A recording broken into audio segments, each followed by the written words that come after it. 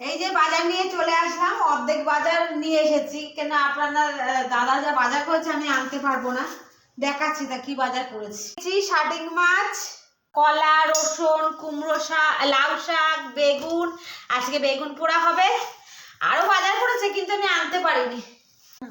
এখন আমরা চা খাবো। আমার পার্টনার চলে এসেছে, আমার পার্টনার ভিডিও করছে।